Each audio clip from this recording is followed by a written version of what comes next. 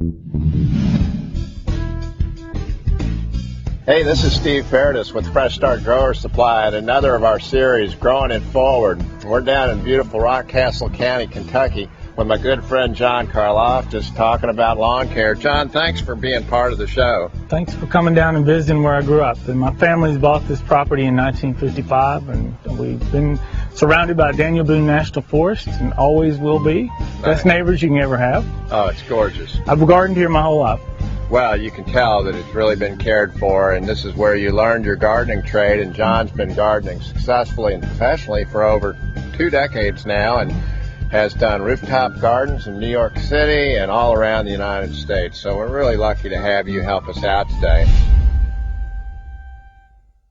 We're going to talk a little bit about our fall lawn maintenance program, because people really enjoy a lawn, and we want to give them at Fresh Start some ideas on how to do it all sustainably, and to give them some ideas that are easy yet effective so they enjoy a beautiful lawn. So what's the first step? What's happening first? Step one is you really have to get rid of the leaves. You have to rake the leaves off, because it will choke the grass out, and grass needs sunlight, and it needs air to grow properly. So that's the first step. Get rid of those leaves. Okay, well that makes a lot of sense. So, and then once you've got the leaves off, what happens after that? Then you can you need to aerate the soil, and that is simply it's a tool that has spikes on it that you run over the lawn, and it pokes little holes in it, pulls out little plugs, and it allows the air to get down into the root system. If you have an organic stand of grass,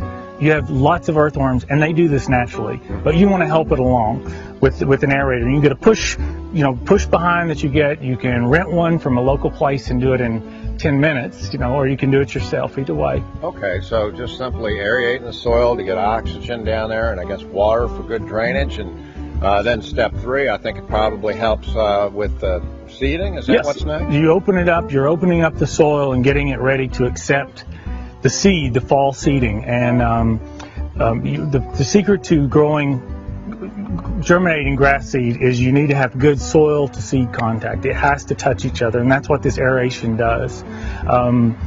You put that in there, and you put a little bit of fertilizer in there just to get it germinated and to get it a good start.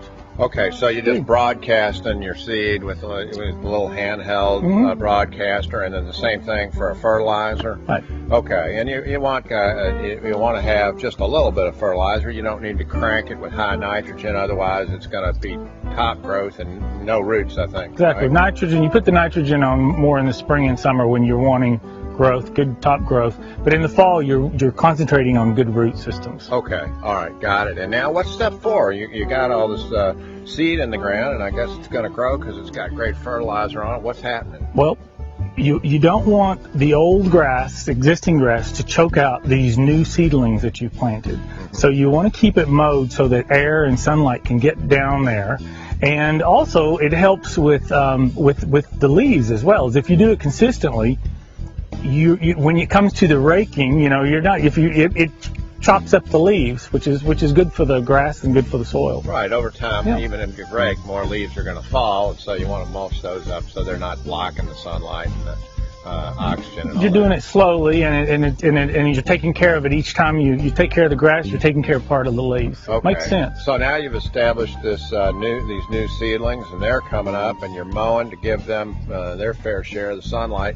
What's your last step? What happens next? Once the seedlings are firmly established and they're not so tender, once it's established, you need to condition your soil. Okay. And that's not putting again on nitrogen, but it's putting in minerals, a mineral-based fertilizer that the root system needs to make it healthy. And that adds some biology, I guess. It's like a 1-a-day vitamin. Okay. Cool. For your grass. All right. So now you've really got a whole series of steps that give your lawn a head start for next spring, and it's going to be kicking by next spring, right? It will be, if you do these easy steps, and this is easy stuff, it's very easy, simple steps. Once you do that, next year it'll be 100 times better. Nice. It's unbelievable how good it works. Well, we'll be out here with cigars, drinking lemonade or something, so it'll be great. Thank you again. I appreciate you taking the time to help us out. This is Steve Paradis, and thanks for checking us out, and good luck with your lawn. and we'll talk to you next time. See ya.